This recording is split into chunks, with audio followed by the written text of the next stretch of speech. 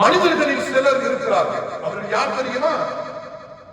இந்த மார்க்கத்திற்காக வேண்டி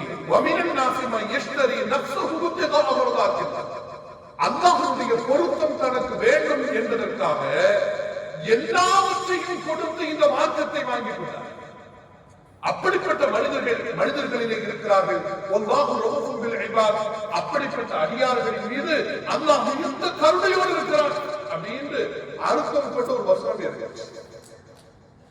அல்லாஹ்வுடைய கவனத்தை பெற்ற தருணம் இல்லையா? இந்த சூழ்நிலைகள் அந்த சஹாபிகளுக்கு வருகிற பொழுது அவர்களுடைய இழப்பு எதுவுமே அவர்களுக்கு பெற்றாங்க. குழந்தைகள் பசியில் இருப்பாங்க, மனைவி மக்கள் பசியா இருப்பாங்க. ரசூலுல்லாஹ் அனுப்பிய விருந்தாளிகளுக்கு சாப்பாடு லைட் ஆஃப் பண்ணிட்டு சாப்பாடு. ஒரு மனிதன் தன் பசியை பொறுத்துக் கொள்வார், தன் மனைவியின் பசியையும் கூட பொறுத்துக் கொள்வார். ஆனா பிள்ளை பசியா இருக்கிறத பொறுத்துக்கிறானா? எவருக்காக வேண்டிய பொறுத்து, எவருக்காக வேண்டிய பிள்ளை பசியோடு இருக்கிறத பொறுத்துக்கிறார். இருக்கிற உணவை விளக்கணைத்து வந்த விருந்தாளிக்கு வயிறான ஒரு சாப்பாடு கொடுத்துட்டு அடுத்த நாள் காலையில ரசூலுல்லாஹி ஸல்லல்லாஹு அலைஹி வஸல்லம் அவர்களை சுபஹுடைய தொழுகையில் சந்திக்கிற பொழுது ரசூலுல்லாஹி ஸல்லல்லாஹு அலைஹி வஸல்லம் சொன்னார்கள், தோழரே, நேற்று இரவு விருந்தாளியிடத்தில் நான் அனுப்பிய விருந்தாளியிடத்தில் நீங்கள் நடந்து கொண்ட அந்த நடத்தைக்காக அல்லாஹ் உங்களுக்கு நன்றி சொல்ல சொன்னான் என்று சொன்னார். அல்லாஹ் உங்களுக்கு நன்றி சொல்ல சொன்னார்.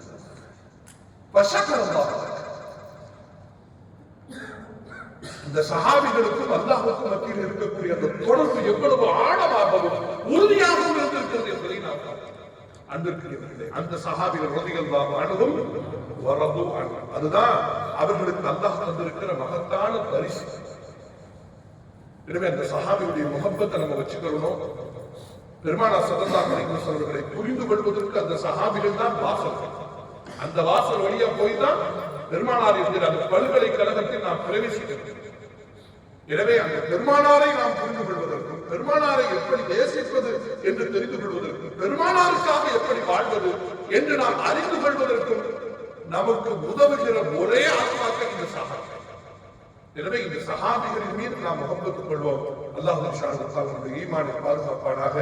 ரமதானுடைய பரக்கத்துகளினாலே மார்க்க உணர்வுகளோடு வாழ்வதற்குரிய தௌஃபீகை தருவானாக. நம்முடைய பாவங்களை அல்லாஹ் மன்னித்து அருள்வானாக. நம்முடைய பிள்ளைகளுக்கு மார்க்க உணர்வுகளோடு வாழ்வதற்கான தௌஃபீக் செய்வானாக. மனைவி மக்களை அல்லாஹ் பாதுகாப்பானாக. கடன் தொல்லைகளிலிருந்து அல்லாஹ் பாதுகாப்பானாக. அனைத்து நிலைகளிலும், சிரமங்களிலிருந்தும், கஷ்டங்களிலிருந்தும், கவலைகளிலிருந்தும், கண்ணீர் துளிகளிலிருந்தும் அல்லாஹ் நம்முடைய வாழ்வை பாதுகாப்பாக அரவணைத்துக் கொள்வானாக.